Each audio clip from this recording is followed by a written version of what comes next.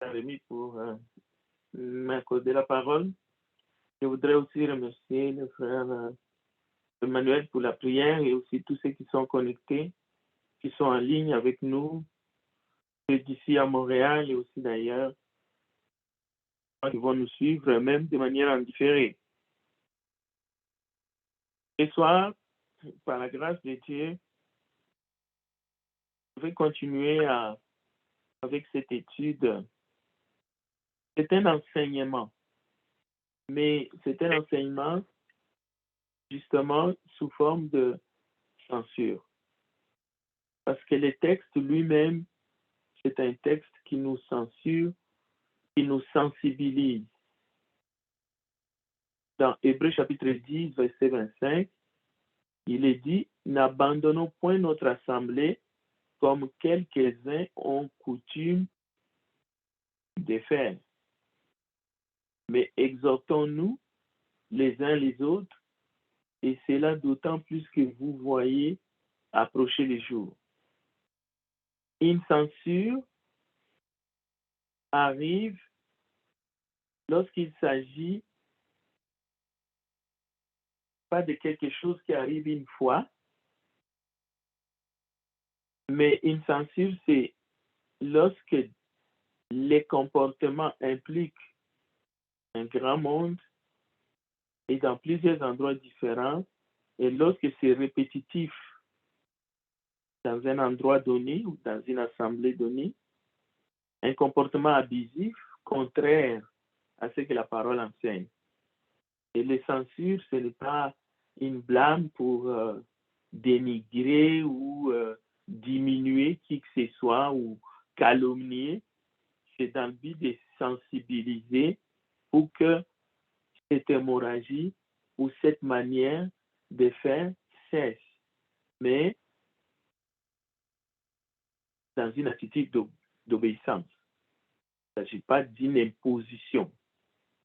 Parce que la différence entre l'Église de Christ et les sectes, c'est que dans les sectes, on impose, entre guillemets, soi-disant, la vérité ou les vérités. Mais dans l'Église, on enseigne parce que la soumission et l'obéissance est inscrite dans un cadre volontaire. Même la générosité est inscrite dans un cadre volontaire. Ça, c'est juste pour introduire. C'est pour cela, parce qu'il s'agit d'une censure et non d'une étude biblique classique, il faut attendre vers le moment venu que la parole vous soit donnée. Donc, le texte de Hébreux 10, verset 25, c'est un texte qu'il faut le prendre toujours au premier degré. C'est un texte qui nous interpelle, qui nous sensibilise au plus haut degré, mais qui ne nous avilit pas, qui ne nous met pas sous les jougs de l'esclavage. Parce que la cloche de l'Éternel n'est pas pour nous appeler comme des bêtes ou des moutons, c'est-à-dire que ça ne tient pas compte à des circonstances qui pourraient faire que nous ne pouvons même pas nous assembler en un seul lieu. On pourrait être dispersés à plusieurs endroits différents où on pourrait tout simplement, en cas de persécution, nous cacher et même nous atterrer sous les sols dans les catacombes pour que nous puissions justement nous assembler dans le but d'offrir un culte agréable et à l'honneur de notre Dieu. Le fait que Jésus dit que les portes de séjour des morts ne prévaudront point contre l'Église qu'il a bâtie, cela ne signifie en aucun cas qu'il n'y a pas de circonstances qui va faire que le peuple de Dieu, pour offrir ce qu'il t'a dit, sont obligés, par exemple, de se cacher ou de fuir ou même de ne pas s'assembler dans un lieu où d'habitude ils s'assemblent. Non, Dieu tient compte de tout cela. Voilà. Alors, Hébreux chapitre 10, verset 25, ne désertons pas notre assemblée comme quelques-uns ont pris l'habitude, mais une mauvaise habitude, de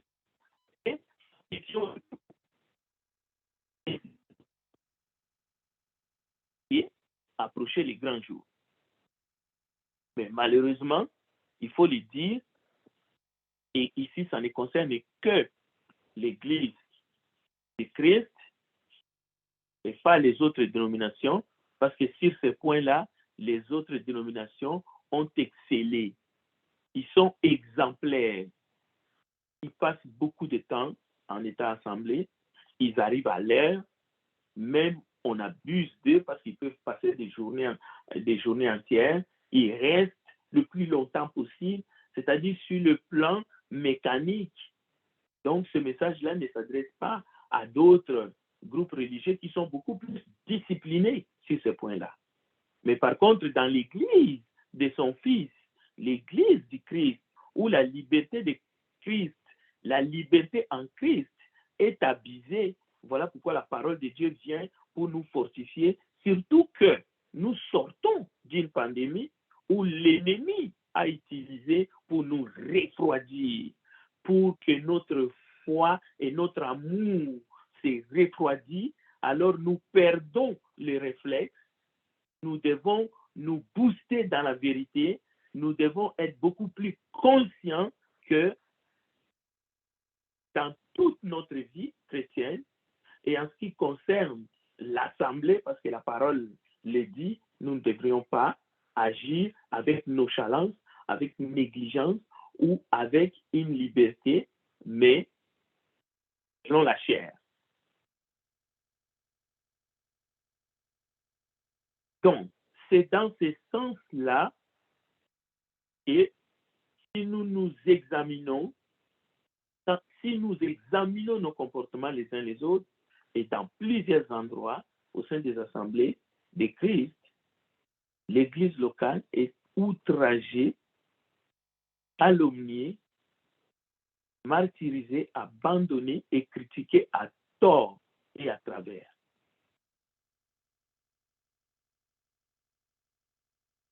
Sa réputation est salie à cause de nous. Et c'est, encore une fois, c'est un enseignement.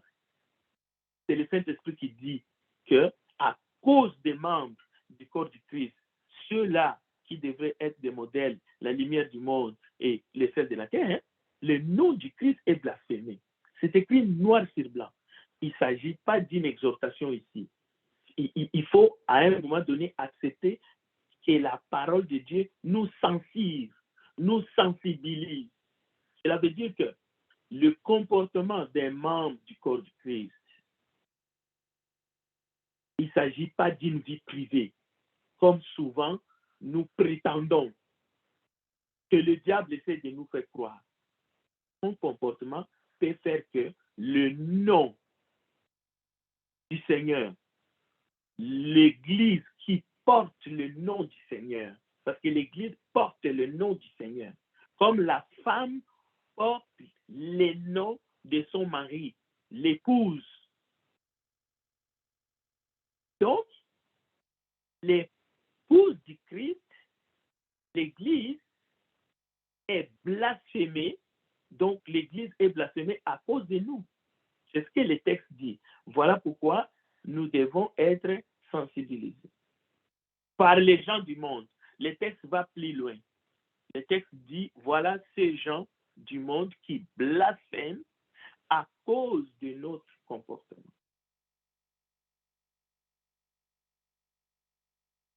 Alors, dans le contexte de Hébreux 10, 25, il y a des raisons que nous fomentons, que nous nous donnons pour dire, à cause de ça, moi, je vais rester chez moi. Moi, je ne veux pas venir. Et parmi les raisons qu'on sèche l'assemblée, qu'on abandonne l'assemblée, il y a aussi les mensonges. Donc, quelqu'un invente une litanie de mensonges pour tromper ses frères et sœurs, pour leur faucher compagnie, il reste à l'écart.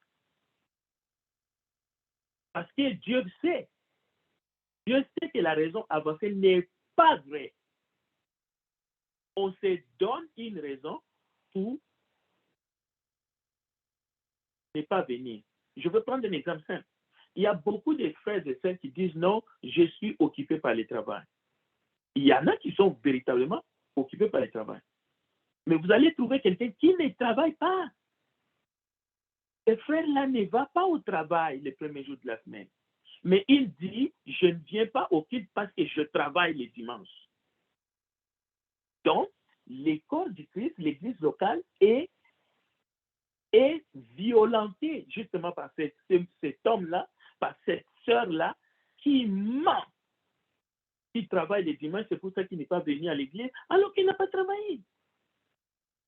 Peut-être qu'il était juste fatigué d'avoir travaillé la veille, alors c'est mieux de dire non, mon frère, j'étais fatigué, c'est pour ça que vous ne m'aviez pas vu. Et comme maintenant les gens disent, c'est à cause du Covid que je ne peux pas venir. Ainsi de suite, on parle du premier jour de la semaine. Alors, dans ce sens-là, donc, l'Assemblée locale, on ne comprend plus quelle est son importance, ou on donne toutes sortes de raisons. Mais ces raisons-là, on est incapable de les donner pour ne pas aller au travail. Et effectivement, parce qu'au bout, il y a la paye. Et surtout en Amérique du Nord, si tu ne vas pas au travail, tu n'es pas payé. Donc, l'idée est ici de se dire, écoutez, même si Dieu, nous ne sommes pas sous la loi, c'est-à-dire nous ne sommes pas sous les règles, comme dans les religions du monde, où tu dois prier, même aller à la toilette, c'est réglementé par la religion.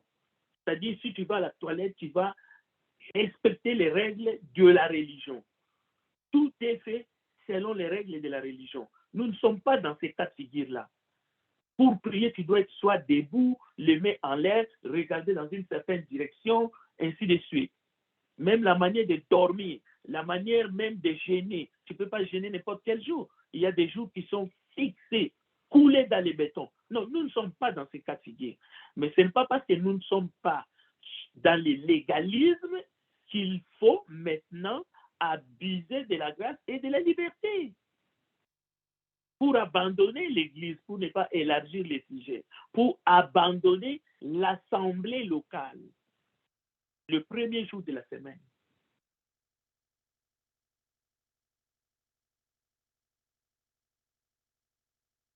Alors, un frère ou une sœur va me dire, Frédéric, je ne comprends pas Hébreux 10, 25 comme toi. Bientôt, je vais te donner la parole pour me dire comment est-ce que tu comprends cela. Mais nous voulons quand même dire, dans la vie courante, qui serait prêt au moindre désaccord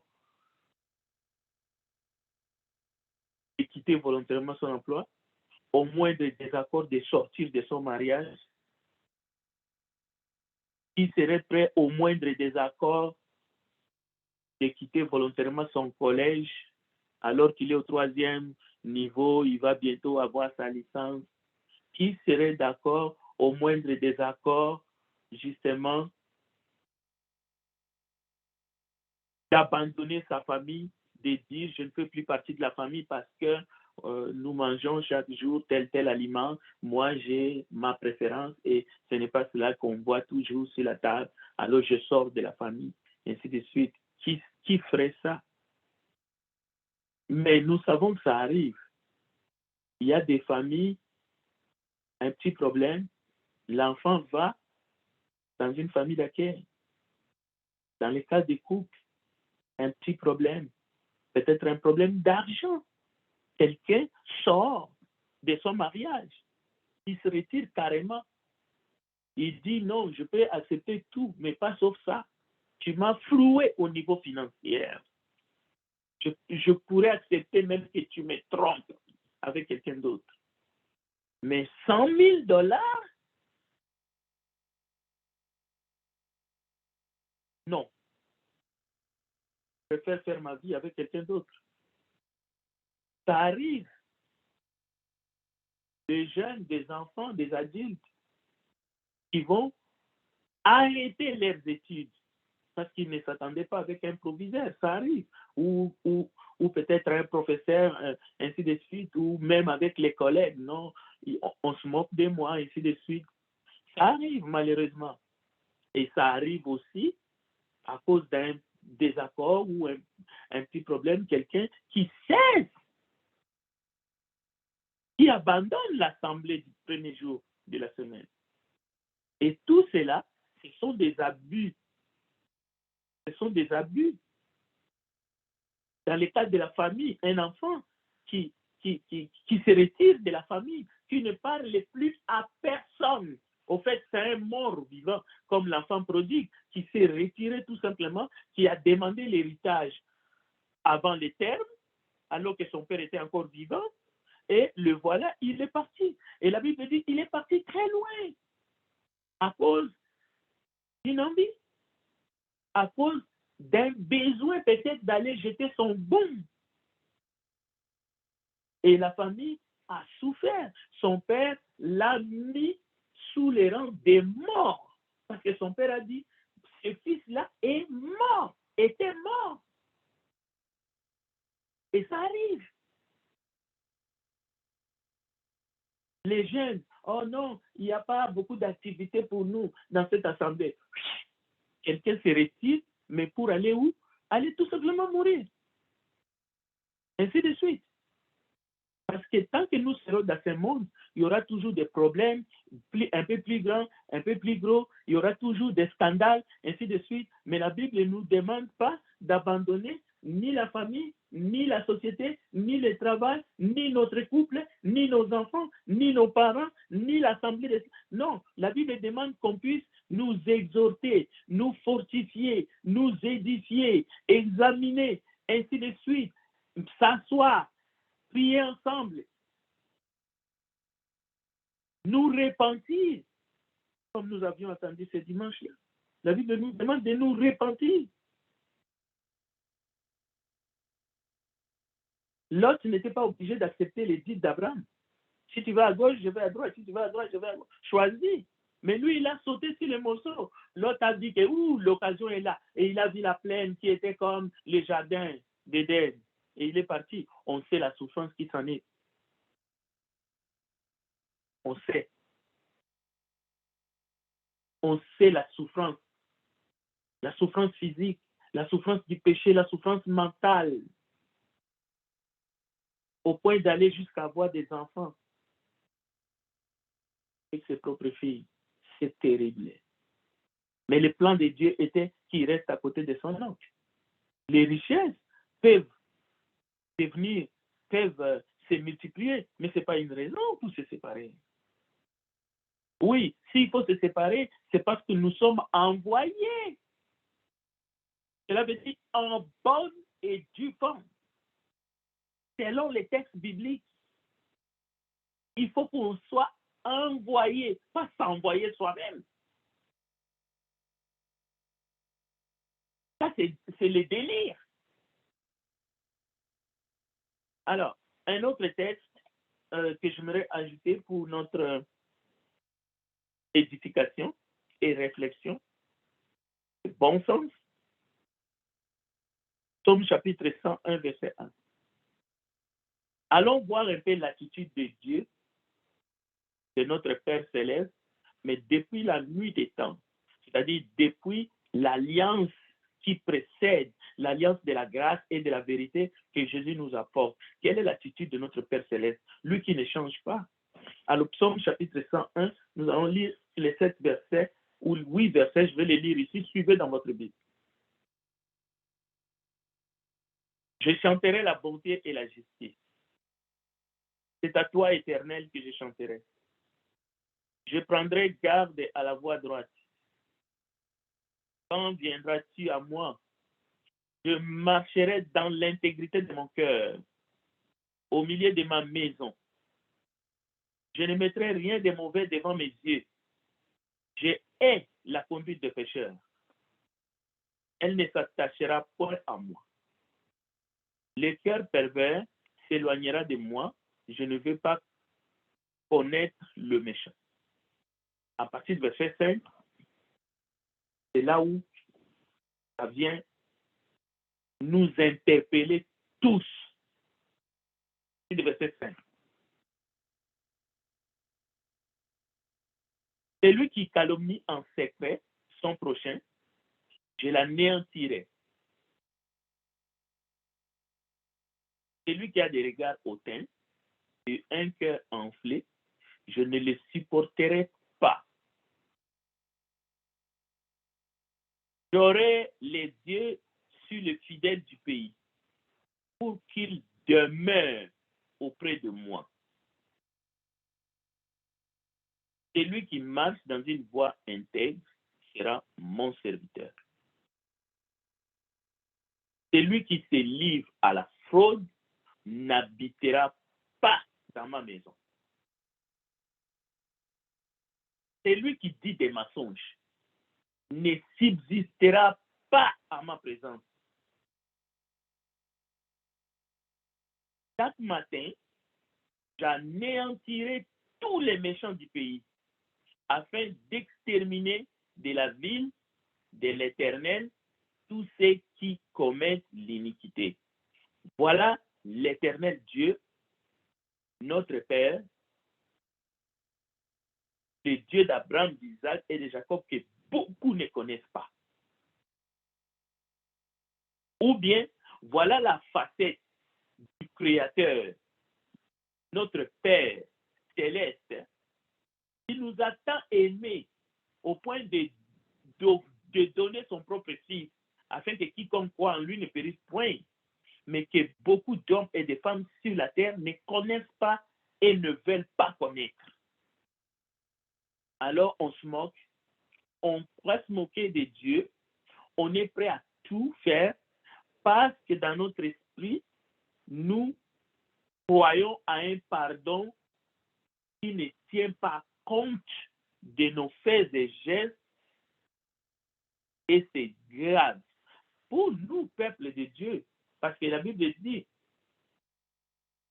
c'est lui qui aura connu la volonté de son maître et qui n'a pas agi à conséquence sera battu d'un grand nombre de coups. Ça veut dire que c'est une grande responsabilité de connaître le vrai Dieu, de connaître la sainte doctrine, d'être membre de l'Église du Dieu vivant et de ne pas avoir un comportement qui reflète cette spiritualité, cette humilité que Jésus nous a montré par son exemple parce qu'il s'est rabaissé. Il disait toujours que je suis venu pour faire la volonté de mon Père, c'est lui qui m'a envoyé. Je pense que cela devrait être aussi notre attitude. Pas nous juger les uns les autres, mais les gens du dehors, quand ils nous voient, il faut qu'ils voient véritablement, pas que nous avons des tapis de 3 millions, là où nous nous assemblons, que nos bâtiments coûteraient de 5-10 milliards, ainsi de suite. Non, non, non. Juste une discipline, une sainteté, parce que nous sommes mis à part, un amour de manière irréprochable.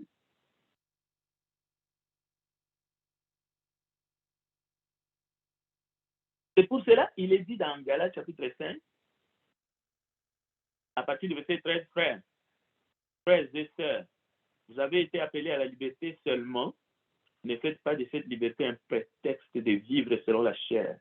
Mais rendez-vous par la charité serviteurs et servantes, les uns les autres. Et même aussi, dans 1 Pierre chapitre 4, verset 10, comme de bons dispensateurs des diverses grâces de Dieu, que chacun de vous mette au service des autres le don qu'il a reçu. Cela veut dire que l'esprit individualiste, l'égoïsme que nous voyons dans le monde. Mais ici, c'est sur le plan des dons spirituels pour l'utilité commune. Vous êtes un don pour l'utilité commune.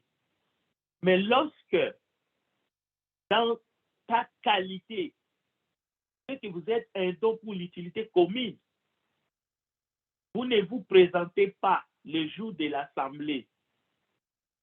Je ne parle pas ici de l'assemblée générale. Je parle de l'assemblée, parce que l'Église, c'est une institution spirituelle et morale. En fait, l'Église, c'est la famille de Dieu. Lorsque vous qui êtes un don, vous ne vous présentez pas, mais pour des raisons qui ne sont même pas, ou bien pour une raison fabriquée. Donc, vous venez de faire souffrir le corps. Et Dieu ne peut pas vous tenir comme un innocent. Lorsque vous prenez une décision qui va à la contre de l'utilité commune, parce que vous voulez vous satisfaire vous voulez vous satisfaire vous en tant qu'individu, vous prenez une décision qui peut-être reflète des bénéfices au niveau personnel, à titre personnel, à titre de votre famille privée, mais vous pénalisez le corps du Christ. Dieu ne peut pas vous tenir comme innocent.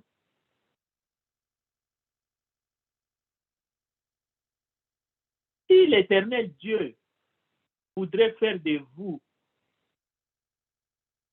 un roi ou bien un chef gouvernement pour que vous puissiez servir le pays tout entier, que ce soit Haïti ou que ce soit le Canada ou que ce soit, par exemple, la France. Un serviteur, et vous vous dites non, non, non, non, non, non, moi, comme je viens de la Corse, moi, je vais seulement diriger la province de Corse. Moi, je suis des Gonaïves, je vais seulement diriger ma province des Gonaïves. Je ne veux pas Haïti, ça, moi, je ne veux pas les autres. C'est comme ça que beaucoup de gens font. Vous ne pouvez pas être dans une assemblée locale avec un esprit aigri, égoïste à ce point. Si Dieu veut que tu sers son assemblée au niveau local, toi tu dis non, non, non, non, non, moi je vais être utile là-bas, pas ici. N'importe quoi. C'est pas parce que tu es québécois, toi tu dois travailler seulement au Québec, alors que Dieu veut que tu puisses servir le Canada. Dieu te donne le pays, toi tu veux une province.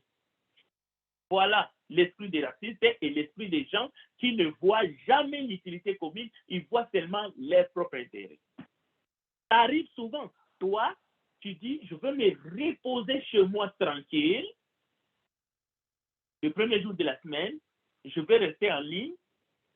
Mais attention, mais est-ce que pour l'utilité commune, Dieu ne te veut pas que tu sois dans la salle?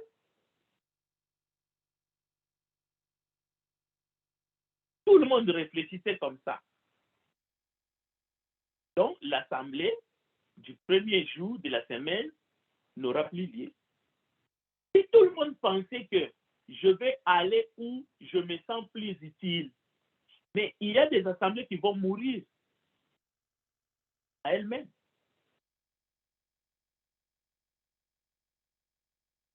Et ça, on peut le voir même sur le plan de la famille. C'est pour cela qu'il y a tant de divorces. C'est parce que l'un dit, je ne sens plus l'autre. Ou bien, ah non, moi, écoute, les sentiments que j'avais avant n'existent plus. Alors pourquoi je vais rester? Tous les autres paramètres deviennent dérisoires, secondaires, n'existent pas. Même pas les enfants. On ne regarde plus rien. On oublie toutes les personnes qui ont été invitées les jours du mariage. On oublie même les deux familles. C'est juste moi, je ne me retrouve plus. Il y a tel point dans ces couples-là, quand je suis entré, il ne me satisfait plus au niveau sexuel, donc je dois sortir de ce mariage. Voilà comme ça les dindons réfléchissent. C'est pour ça qu'il y a autant de familles, autant de couples, autant de dislocations, et même il y a des guerres. Il y a des guerres. Vous pensez pourquoi il y a des guerres? C'est parce que les uns disent non, il ne veut pas faire comme nous voulons, donc on va l'attaquer.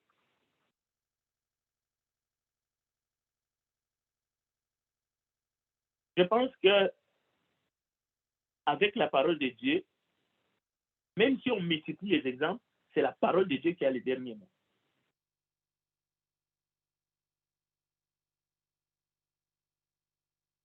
Beaucoup de gens ont vécu passionnément pour un temps leur vie chrétienne. Ils se sentaient bien, ils étaient bien avec les autres, ils chantaient Alléluia, gloire à Dieu.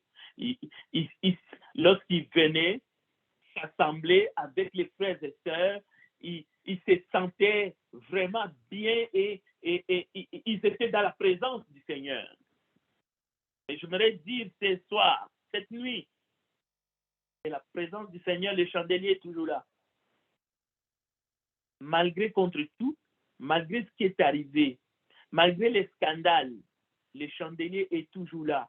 La parole de Dieu est toujours intacte. Donc tu peux toujours te réjouir devant la présence de Dieu. Et toute réflexion où on devient soi-même le centre du monde, alors là, on est en train de faire une fausse route parce que l'Église, c'est le corps du Christ.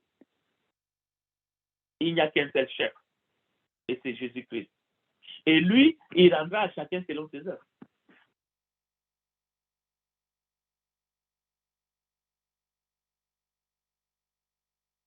Un jour, le Seigneur nous demandera, pas seulement qu'avions-nous fait.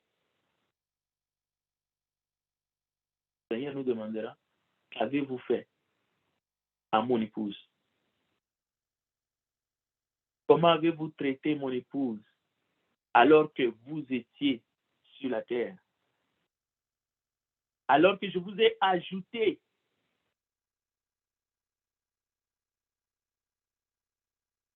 à l'église, qu'aviez-vous fait? Comment vous vous êtes comporté? Je vous ai laissé dans l'église, qui est mon corps. Votre comportement était tonitruant. Au lieu d'être celui qui devrait apaiser, celui qui devrait servir, celui qui devrait être là pour que mon corps, mais au contraire, vous m'avez persécuté. Vous m'avez persécuté. Vous avez payé plus de désordre. Et chaque fois que vous le faisiez, c'est à moi que vous le faisiez. Vous savez, l'église, l'école du Christ, l'église locale, ce n'est pas les lieux où on doit venir pour imposer, essayer de faire les choses, que les choses aillent comme nous voulons. La parole de Dieu est déjà là. Regardez, nous sommes en train de l'étudier. Elle est suffisante. Elle est suffisante. C'est elle qui nous éclaire. C'est la parole qui est la boussole. Mais souvent, nous venons avec nos griefs, nous voulons venir avec nos caprices, ainsi de suite, et nous agissons comme bon nous sommes. C'est ça le danger.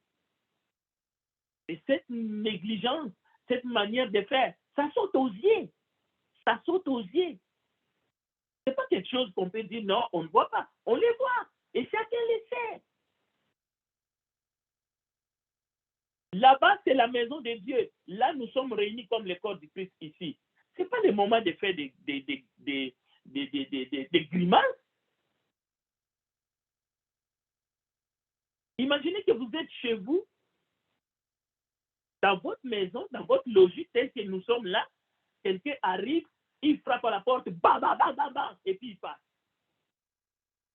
C'est ça que ça veut dire lorsque nous sommes réunis comme ce soir, quelqu'un parle, mais avec grandiloquence. Quelqu'un essaie de faire quelque chose, mais c'est pour déranger au fait. On sait très bien qu'il est en train de le faire exprès.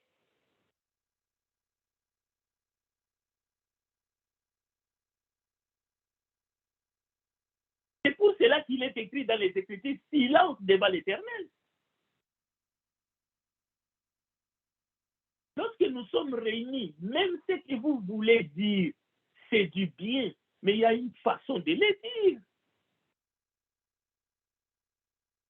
C'est pour cela que dans les épîtres, Paul parle beaucoup de l'ordre, de la discipline, de se taire, toutes ces choses-là, ce n'est pas des enseignements simplement ça rentre ici et ça sort dans l'autre oreille. Non. Et ça, c'est valable pour tout le monde. Pour tout le monde. Pour les hommes, pour les enfants, même pour ceux qui sont en bas âge. On va s'occuper d'eux pour permettre que nous puissions nous concentrer lorsque nous sommes réunis. C'est comme à la maison aussi.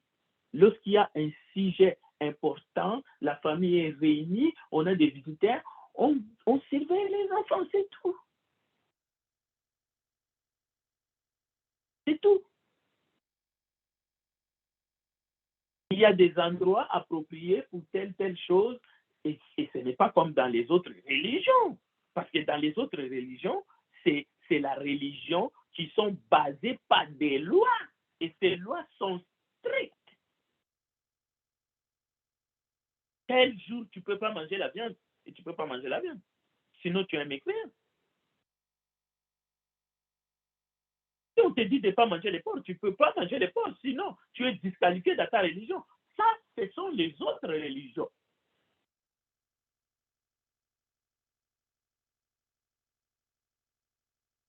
Mais en Christ, ne faisons pas de notre liberté en Christ un moyen, une occasion de vivre selon la chair, de faire tout ce qui nous passe sur la tête et même de le faire mal, d'essayer de prétendre, avoir des grandes prétentions, ainsi de suite, parler à la légère, parole de Dieu. Nos actes ne sont pas en harmonie avec la parole de Dieu, mais on parle à la légère. Donc, il faut reconnaître que la simplicité, l'humilité sont le marque des chrétiens en Jésus-Christ. Et c'est dans cette humilité, c'est dans cette faiblesse, comme Jésus lui-même dit, ma puissance s'accomplit dans la faiblesse. Cela veut dire que c'est dans cet abaissement volontaire, c'est dans cette soumission qu'il y a la puissance. Être simple ne signifie pas que la vérité de Christ est déformée en ce qui concerne les services. L'humilité et la simplicité ne signifient pas la négation du service rendu en Christ, ni la négation du don du Saint-Esprit. Au contraire, c'est la reconnaissance que Dieu agit en nous. C'est pour cela que l'Esprit dit à Paul, ma grâce te suffit.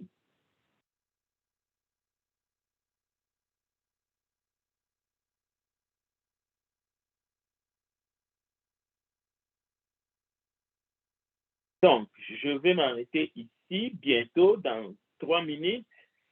Un conseil terminé. Il faut savoir assumer toutes ses responsabilités en Christ et dans l'assemblée locale, plus précisément. Cela veut dire quoi? Cela veut dire que pour nous qui sommes chrétiens, membres du corps du Christ, parce que nous sommes un organe du corps du Christ, comme les yeux, la main, les pieds, tout ce que vous voulez, l'oreille, le nez, il faut assumer. Et il faut demeurer. Il faut demeurer, il faut toujours être à sa place, en place. Oui, c'est ça l'idéal, c'est ça la constance. L'oreille, le nez ne peut pas avoir l'attitude d'aller se promener, de temps en temps de partir, de disparaître. Non, non, non, non, non, non. Ça, ce n'est plus un corps, ça devient un fantôme. On dénature le corps du Christ. Il faut rester en place.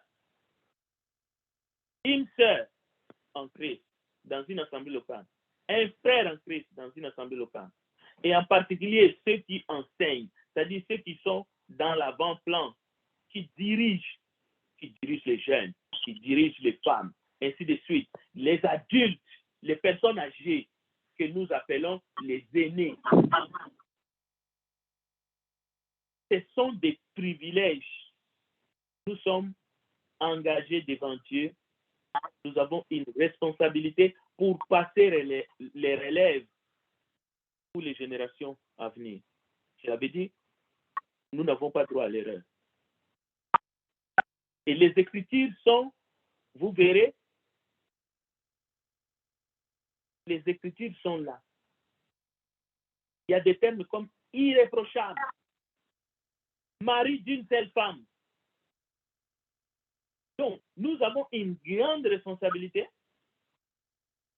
parce que nous sommes tous des ouvriers avec Dieu. Cela veut dire tout autre comportement, tous les écarts, eh bien, nous les payerons cash. Parce que c'est toute une génération que nous pouvons désorienter, que nous désorientons sans le savoir, de manière inconsciente. Nous voulons voir tous nos enfants, tous nos jeunes, tous ceux qui ont, même tous ceux qui sont partis, qui soient là avec nous. Mais pour qu'ils voient quoi? Pour qu'ils suivent quels exemples? C'est ça que nous devons nous poser comme question.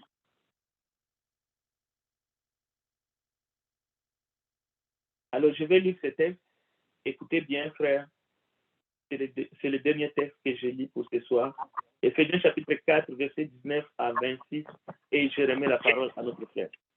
Ayant perdu tout sentiment, ils se sont livrés à la dissolution pour commettre toute espèce d'impureté jointe à la cupidité. Mais vous, ce n'est pas ainsi que vous avez appris Christ.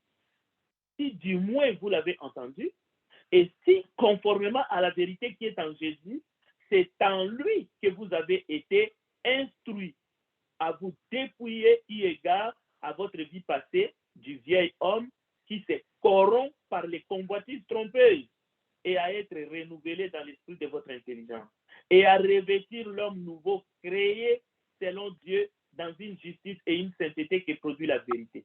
C'est pourquoi renoncez au mensonge, que chacun de vous parle selon la vérité à son prochain, car nous sommes membres les uns des autres.